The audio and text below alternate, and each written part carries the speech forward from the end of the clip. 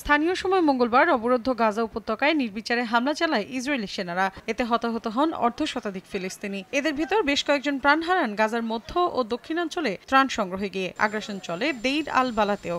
এক বিবৃতিতে বিষয়টি নিশ্চিত করে গাজার স্বাস্থ্য মন্ত্রণালয়।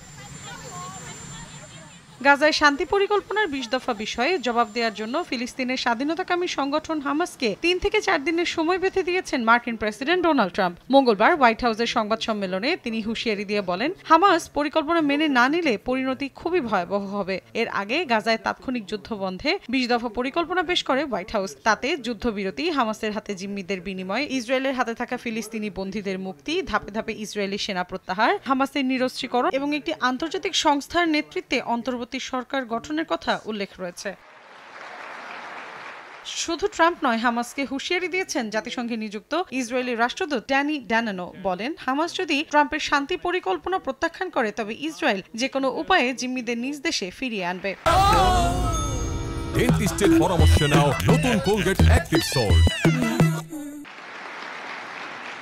এরই মধ্যে ট্রাম্পের সঙ্গে বসে গাজায় গণহত্যামূলক যুদ্ধ থামাতে ২০ দফা পরিকল্পনা উন্মোচনের কয়েক ঘন্টার মধ্যেই সুর পাল্টেছেন ইসরায়েলি প্রধানমন্ত্রী বিনিয়ামিন নেতানিয়াহু। সামাজিক যোগাযোগ মাধ্যম এক্সে পোস্ট করা এক ভিডিওতে তিনি বলেন, উপত্যকাটি থেকে ইসরায়েলি সেনাদের সরিয়ে নেয়ার কোনো ইচ্ছা তার নেই।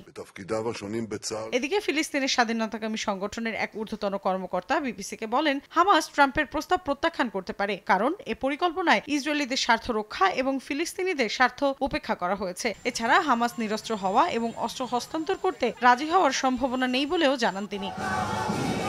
নরবরে যুদ্ধবন্ধের চেষ্টার মাঝেও প্রিয়জনকে ফিরে পাবার আশায় ইসরায়েলি জিম্মিদের সেনারা। মঙ্গলবার তেল আবিবের রাস্তায় জিম্মিদের পরিবারের সঙ্গে জড়ো হন ইসরায়েলি যুদ্ধরত সেনাদের অভিভাবকও। প্ল্যাকার্ড, ব্যানার হাতে দ্রুততম সময়ের মধ্যে মার্কিন প্রেসিডেন্টকে সংঘাত বন্ধের দাবি জানান তারা। মৌসুমী সাথী, সময় সংবাদ।